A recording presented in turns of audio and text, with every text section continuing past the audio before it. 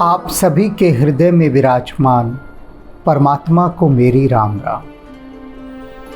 कलयुग का वर्णन काकभूषण जी अपने अंतिम चरण पर लेकर जा रहे हैं, और जब अंतिम चरण आता है तब समझना बहुत सजगता के साथ होता है, क्योंकि वहीं पर ही सारा सार संक्षेप छिपा होता है। जैसा कि उन्होंने कल कहा था, तामस बहुत रजोगुण थोड़ा, कि कलयुग में क्या होता है कि जो तामसिक गुण है वो बहुत अधिक होते हैं और रजोगुण थोड़ा, जो रजोगुण की मात्रा है वो बहुत कम होती है, बहुत ही कम। कली प्रभाव विरोध चहु ओरा, और कलयुग का प्रभाव ऐसा होता है कि लोगों के मन में विरोध ही विरोध भरा होता है। तो चारों तरफ जो हवा होती है वह विरोध की होती है। अब यहाँ पर एक चीज़ बड़े ध्यान से देखिए कि इन्होंने क्या कहा कि तामस बहुत रजोगुण थोड़ा। तामसिक गुण की बात की, रजोगुण की बात की, लेकिन सात्विक गुण की तो बात ही नहीं की। अर्थात कलयुग में सतोगुण की उपलब्धता है ही नहीं, इतनी नगण्य है, इतनी कम है, इतनी न्यून है कि उसका वर्णन करना भी, उसका जिक्र करना भी इन्होंने मुनासिब न समझा। क्या करें, जब सात्विकता है ये नहीं है, बिल्कुल नहीं, थोड़ी सी, तो उसका कोई लाभ नहीं जिक्र करके। आधिक्य किसका है? तमस का, तामसिक वृत्ति का, और रजोगुण थोड़ा सा है। बुद्ध जुग धर्म जान मन माही, तज अधर्म रति धर्म कराही। लेकिन इस सब के बावजूद भी, इन सब के बावजूद, इतने अधिक तामसिक गुणों के होने के बाद भी कहीं ना कहीं तो सत्व का एक अंश रहता ही है, क्योंकि त्रिगुणात्मक सृष्टि में कोई भी गुण कभी नष्ट नहीं होता। गुणों का आधिक्य, उनकी न्यूनता इत्यादि में फेरबदल होता रहता है। कोई गुण कभी किसी युग में ज़्यादा होगा, कहीं कम होगा, फिर ज़्यादा होगा। तो ये उतार चढ़ाव, ये ज्वार भाटे आते रहते हैं, किंतु समाप्त नहीं होता। कलयुग में भी चाहे तामसिक गुण बहुत अधिक है, लेकिन उसके बाद भी जो सतोगुण है वह कणमात्र तो रहता ही है, बूंद बराबर रहता है। पर कहाँ रहता है? जहाँ रहता है उस स्थान की बात यहाँ पर काकभूषण जी बता रहे हैं। बुद्ध, वे जो लोग जो बुद्धत्व को उपलब्ध हैं, जो जाग गए हैं, ज्ञान को उपलब्ध हो गए हैं, ऐसे लोग, बुद्ध जुग धर्म जान मन माही, ऐसे बुद्धत्व को प्राप्त लोग, ऐसे ज्ञानी लोग ये जान लेते हैं कि जो धर्म है ये हृदय के भीतर अवस्थित रहता है। बुद्ध जुग धर्म जान मन माही, ऐसा मन में जानकर तज अधर्म रत कर्म कराए। और क्या कहते हैं वो? ऐसा जानकर वो जो अधर्म है, तज अधर्म, सारे अधर्मों का त्याग करके रति धर्म कराए, और धर्म में आसक्त रहते हैं, धर्म में उनकी आसक्ति होती है। मानव कलयुग में चारों तरफ तमस है, लेकिन जो बुद्ध जन होते हैं वो अपने मन में ऐसा जानकर कि उनको धर्म पूर्वक आचरण करना है, अपने मन में सदा धर्म को बचाए रखते हैं, धर्म की रक्षा करते हैं, धर्म का अनुसरण करते हैं, धर्म का पालन करते हैं और धर्म के मार्ग पर अग्रसर होते हैं। कौन से लोग? जागे हुए लोग, बुद्ध लोग, ज्ञान को उपलब्ध लोग। काल धर्म नहीं व्यापहिता है। काल के सारे धर्म होते हैं, जितने भी बताए त्रिगुणात्मक सृष्टि, काल धर्म नहीं व्यापहिता है, लेकिन उनको काल का कोई धर्म नहीं व्यापता। धर्म माने क्या? न काल का गुण उनको व्यापता है, न अवगुण उनको व्यापता है कलयुग, चलता रहे कलयुग। क्या लेना देना कलयुग से? कलयुग अपनी जगह चलेगा, लेकिन ऐसे लोग जो कलयुग से सदा अप्रभावित रहते हैं, प्रत्येक युग से अप्रभावित रहते हैं, उनके मन में किसी भी प्रकार के गुण अवगुण अपना कोई प्रभाव नहीं छोड़ते। पर कौन से लोग होते हैं वे? काल धर्म नहीं व्यापहि ताहि, रघुपति चरण प्रीत अति जाहि। रघुपति जी के चरणों में जिनकी बहुत अधिक प्रीति है, बहुत अधिक प्रेम है प्रभु श्री राम के चरणों में, उनके मन पर ये जो काल के अवगुण हैं, गुण हैं, ये दोनों ही कोई प्रभाव नहीं डालते। सुना होगा सभी ने, रघुपति राघव राजा राम, पतित पावन सीताराम। वे जो रघुपति हैं, वे रघुपति पतित पावन, वे पतितों को भी पावन करने वाले हैं। वे सीतापति, वे रघुपति। इसीलिए यहाँ कह रहे हैं वे रघुपति चरण प्रीति अति जाहि। ऐसे लोग जिनकी रघुपति जी के चरणों में बहुत अधिक प्रीति है, वे लोग काल धर्म नहीं व्यापहि ताहि, उनको काल का कोई धर्म नहीं व्यापता, अर्थात काल का कोई गुण अवगुण नहीं व्यापता। अब इसे समझिए। थोड़ा बहुत मन में एक व्याकुलता का भाव पैदा हो गया होगा कि किसी भी युग का कोई धर्म नहीं व्यापता, ऐसे कैसे हो सकता है, या ऐसा कैसे होता है। काकभूषणी जी ने यहाँ कहा कि ना कोई गुण व्यापता है, ना कोई अवगुण व्यापता है। अब इसको समझना होगा। हम सामान्यतः एक बात कहते हैं, हम माने क्या कि जितने भी गुणी जन हैं, शास्त्र हैं, धर्म ग्रंथ हैं, सभी एक बात कहते हैं कि बुराइयों को छोड़ो। यही कहते हैं ना सब, बुराइयों को छोड़ो, क्योंकि बुराई एक कांटा है। तो यहाँ पर कहा कि उनका कोई अवगुण नहीं व्यापता, कोई दोष नहीं व्यापता, उनके मन में कोई बुराई नहीं रहती। लेकिन यही बात पूरी नहीं हो जाती, इस बात को समझना है, क्योंकि ये समझ में आने वाली बात नहीं है बिल्कुल भी, लेकिन फिर भी समझने का प्रयास करना है। कहते हैं जिनकी रघुपति जी के चरणों में प्रीति होती है ना, वो अपनी सारी बुराइयां छोड़ देते हैं। अवगुण दोष विकार ये कांटे के समान है। अगर कांटा गड़ जाए तो कितनी पीड़ा होती है, सोचिए। तो ये जो दोष हैं, अवगुण हैं, ये एक कांटे के समान है। कहते हैं इनको निकाल के बाहर फेंक दो। सभी यही कहते हैं ना, अच्छे बनो, बुरे मत बनो, बुराइयां निकाल दो। चलो भाई, निकाल दी बुराई, सारी बुराई निकाल दी, तो अब क्या बचा? बुराई निकल गई तो अच्छाई बची, है ना, बची ना अच्छाई। लेकिन ये अच्छाई गले की फांस बन जाती है। ये अच्छाई का भी तो कांटा गड़ा हुआ है ना। कांटा जैसे बुराई का है, वैसे अच्छाई का भी है। अब फिर जो दूसरी स्टेज शुरू होती है कि अच्छाइयों को भी छोड़ना पड़ता है। अब यहाँ फंसे सब, बुरी तरह से फंस गए सुनने वाले। वो कहेंगे बुराई छोड़ दी तो समझ में आता है, लेकिन अच्छाई भी छोड़ दो, ये कैसे समझ में आता है? फिर बचा क्या हमारे पास? जीवन से आपके सारी बुराई चली गई और अच्छाई भी चली गई। तो अब यहाँ खोपड़िया काम नहीं करती, क्योंकि आगे की खबर नहीं है ना। फिर कुछ बुराई तक की तो खबर है कि बुराई चली गई। सोचिए जरा, एक क्षण को सोचिए बैठ के कि आपके भीतर जितनी बुराइयां हैं वे सब चली जाए तो क्या बचेगा? सारी अच्छाइयाँ बचेगी ना। लेकिन उसके बाद उन अच्छाइयों को भी छोड़ना होता है, क्योंकि यदि वे अच्छाइयाँ रहेंगी तो उन अच्छाइयों के रहते भी भगवान नहीं प्राप्त हो सकते। ये जान लीजिए, अच्छाई भी एक बहुत बड़ी बाधा है, क्योंकि उसका वो दूसरा रूप है बुराई का, उस सिक्के का दूसरा पहलू है, दूसरा पक्ष है। तो वहाँ तो कोई पक्ष रहता ही नहीं, वहाँ तो कोई विकल्प रहता ही नहीं।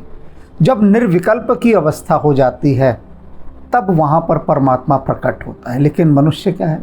अच्छाइयों को पकड़े रहता है, कस कस कर पकड़े रहता है, जकड़े रहता है, और अच्छाइयों को इतना जकड़ता है कि अच्छाइयाँ ही उसे जकड़ लेती हैं बुरी तरह से। अच्छाइयाँ अर्थात अच्छे होने का अहंकार, कि ये जो भीतर एक भाव समा जाता है ना, अच्छे होने का। ये भाव बहुत बड़ी बाधा है, बहुत बड़ी बाधा। कहते हैं कि ज्ञानवान जो होता है, जो बहुत अधिक ज्ञानी होता है, बुद्धिजीवी, वह परमात्मा को उपलब्ध नहीं होता, क्योंकि वो ज्ञान के अहंकार में ही अटका रहता है। अच्छाई छोड़ना अर्थात अपने श्रेष्ठ होने के अहंकार को भी छोड़ना, अच्छे होने के अहंकार को भी छोड़ना। और ये कौन छोड़ सकता है? कौन छोड़ सकता है? जिसकी रघुपति के चरणों में अति प्रीति होगी। बात बहुत गहरी है। एक और उदाहरण के द्वारा समझाता हूं। हनुमान जी ने कितना बड़ा काम किया था, सोचिए। लंका में जाके सीता जी को खोज कर लाए। ऐसा काम था जो उस युग में कोई कर ही नहीं सकता था, सबने हाथ खड़े कर दिए थे। हनुमान जी उस कार्य को कर कर आए जिसे कोई नहीं कर सकता था। अयोध्या लौटने के बाद प्रभु श्री राम भरत जी से कहते हैं कि हनुमान को देखते हो, लंका जारी सिय सुध लाए, गर्भ नहीं मन माही भरत भाई। कहते हैं भरत भाई सुन, ये जो हनुमान है ना, लंका को जलाकर आया, सिया की सुध लेकर आया, लेकिन गर्भ नहीं मन माही। इसके मन में जरा सा भी गर्व नहीं था, अहंकार नहीं था कि मैं इतना बड़ा काम करके आया। गर्भ ना ही मन माही। इसे कहते हैं अच्छाई को भी छोड़ देना। और वो कौन छोड़ सकता है? जिसकी रघुपति के श्री चरणों में अति प्रीति है, बहुत अधिक प्रीति है। आपने सुना होगा मेरे अनेक व्याख्यानों में कि मैं क्या कहता हूँ कि जो भी संसार के लोग मुझे शुभकामनाएं देते हैं या गालियाँ देते हैं, प्रशंसा करते हैं अथवा निंदा करते हैं, मैं सबकी पोटलियाँ बांध लेता हूँ जो दे रहा है, और शाम को हनुमान जी को चढ़ा देता हूँ कि हनुमान जी ये संभालिए, ये आप जो मेरे से काम करवा रहे हैं ना, उस राम काज के लिए मुझे गालियाँ भी पड़ रही हैं और लोगों की शुभाशीषें भी मिल रही हैं, तो ये कमाई है आपके लिए। जिस मजदूरी पर आपने मुझे लगाया है राम काज की, उसके दिन भर की आज की कमाई ये है, ये संभालिए और मैं मुक्त। मुझे कुछ फर्क नहीं पड़ता। क्यों नहीं फर्क पड़ता? क्योंकि मैं उसके साथ संयुक्त ही नहीं हो रहा। तुम दो गालियाँ, एक नहीं 1000 दो, हमें तो हनुमान जी को अर्पित कर देनी है। संभालिए महाराज, गालियाँ आई हैं आपके लिए, प्रशंसा कीजिए, खूब स्तुति कीजिए, तारीफ़ें कीजिए, हमारी शान में कसीदे पढ़िए, वो भी दे देंगे उनको। ये लो जी, ये आपके लिए आया है। तो डाकिए का काम कर रहे हैं हम तो। जो आता है सब हनुमान जी को सौंप देते हैं। तो उसमें क्या होता है कि कर्ता का भाव नहीं रहता, कर्ता के भाव से मुक्त हो जाते हैं पूरी तरह से। कौन बोझ ढोए? किसके पास इतना वक्त है कि बोझ ढोए? है? अरे बोझा ही ढुलवाना है तो हनुमान जी से ढुलवाएंगे ना। जो बड़े बड़े पहाड़ उठा लेते हैं, तो पहाड़ के साथ हमारा भी बोझा रख लो भैया, वहीं रख दो अपना फ्री माइंड से। हवाई जहाज़ में जाते हो ना, तो कोई बोझा साथ लिए थोड़ी ना चलते हो, थोड़ा सा एक हैंड बैग लेकर चलते हो। उसके बाद सारा जमा करा देते हो, जहाँ उतरते हो वहाँ पूरा का पूरा मिल जाता है। वही हम करते हैं चालाकी। पता ही नहीं हनुमान जी को इतनी सीधे सरल, उनके ऊपर सारा बोझा हमने डाल दिया अपना, उठाए घूम रहे हैं हम मज़े से, अपना पूरे मज़े से। और हनुमान जी को कोई फ़र्क नहीं पड़ रहा, उन्हें पता ही नहीं कि हमने बोझा उन पर डाल भी रखा है। इतना बड़ा पहाड़ है, एक कोने में लगा दिया अपना भी सारा बोझा, अब उठाए उड़ रहे हैं वो, जगह जगह जहाँ जाते हैं उड़े जाते हैं। तो इसे कहते हैं कि अवगुण भी छोड़ देना और गुण भी छोड़ देना, दोनों को छोड़कर पार निकल जाना। मन कर रहा होगा कि ऐसा कर लें, लेकिन वो जो पहरे पे माया बैठी है, उससे कैसे बचिएगा? तो उसके बचने का यही मार्ग है कि रघुपति चरण प्रीति अति जाए, कि रघुपति जी के श्री चरणों में जब प्रीति हो जाएगी तब ये माया, इस माया की क्या बिसात, इसकी क्या औकात, ये सहयोगी हो जाएगी और सहयोग करेगी माया। और माया जब सहयोगी होती है तब बड़ा गजब हो जाता है। आपकी ऐसी यात्रा होती है तीव्र गति से कि आप कल्पना नहीं कर सकते। नटकृत बिकट कपट खगराया, बड़े ध्यान से समझिए, बहुत गहरी बात कही है। काकभूषण जी क्या कहते हैं कि जिनकी रघुपति जी के चरणों में प्रीति होती है उनको माया क्यों नहीं व्यापती। माया तो अच्छे अच्छों को नहीं छोड़ती, लेकिन उनको नहीं व्यापती, क्यों? उदाहरण दे रहे हैं बहुत सुंदर। नटकृत, नट माने बाजीगर, जादूगर, तमाशा दिखाने वाला, करतब दिखाने वाला। कहते हैं वो जो बाजीगर है, वो जो कृत्य दिखाता है अपने, नटकृत, उसका जो किया हुआ है, विकट कपट, बहुत ही विकट भयंकर कपट करता है वो। कपट का मतलब क्या? हाथ की सफाई। यहाँ कपट का मतलब कोई धोखा वोखा नहीं है। हाँ, उसको भी एक रूप में धोखा कह सकते हैं कि जादूगर जब आपको कोई खेल दिखाता है तो वो एक धोखा, एक इल्यूजन ही तो क्रिएट कर रहा है ना, वहाँ पे एक भ्रम, और तो कुछ नहीं कर रहा। तो काकभूषण जी कह रहे हैं कि वो जो जादूगर है, वो जो बाजीगर है, करतब दिखाने वाला मदारी, वो अपना तमाशा दिखा रहा है। नटकृत विकट कपट, और बड़ा भयंकर उसका इंद्रजाल होता है, माया जाल होता है। वो जो कपट वहाँ करता है, खेल के अंदर तमाशा दिखाता है। नट सेवक ही न व्याप ही भाव माया, लेकिन उस नट का, उस मदारी का जो जमूरा होता है, उस जमूरे को माया थोड़ी ना व्यापती है। तमाशा दिखा रहा है वो, जमूरा भी लेटा हुआ है। अब जो दर्शक जितने देख रहे हैं उनको वो सारी माया व्याप जाती है। यानी वो जो दिखाना चाहता है जादूगर, वो जो मदारी दिखाता है सब लोगों को। डब्बे में रुमाल डाला, डब्बा बंद किया, खोला तो कबूतर निकला। अब सारे कहते हैं भाई ये कैसे हो गया, विस्मित हो जाते हैं, बड़े आश्चर्यचकित, भ्रमित। कभी फूलों की माला निकाल देगा, कभी नोटों की बरसात कर देगा। अब वो जो जादूगर की माया है वो सबको व्याप रही है, देखने वाले को। आपने देखे होंगे जादू के खेल, और नहीं देखे होंगे तो देख लेना, सब कुछ उपलब्ध है आजकल तो। अब वो जो जादूगर खेल दिखा रहा है, उसकी जो माया है, विकट कपट, बड़ा भयंकर कपट करता है वो वहाँ पर, और वो माया सभी को व्याप जाती है। लेकिन उसका जो जमूरा है, उसके जमूरे को तो सब पता है, उसको थोड़ी ना व्यापती है। वो तो सब जानता है, वो जानता खेल हो रहा है, खेल का वो हिस्सा बनता है, वैसा अभिनय भी करता है, लेकिन माया उसको व्यापती नहीं है। श्री गुरु गोविंद सिंह जी महाराज फरमाते हैं, मैं परम पुरुष का दासा, देखन आया जगत तमाशा। समझ में आई बात? ये जो तमाशा हो रहा है कि मैं उस परम पुरुष का दास हूं, देखन आया जगत तमाशा। इस जगत का मैं तमाशा देखने आया हूं, बस। मैं कोई इन्वॉल्व थोड़ी ना हूं इसमें, इसके रंग में थोड़ी ना रंग गया हूं। मैं तो सिर्फ खेल देखने आया हूं, तमाशा हो रहा है, तमाशा देखने आया हूं। तो जो सेवक है बाजीगर का, जादूगर का, मदारी का, उसको माया नहीं व्यापती। तुलसीदास जी कहते हैं,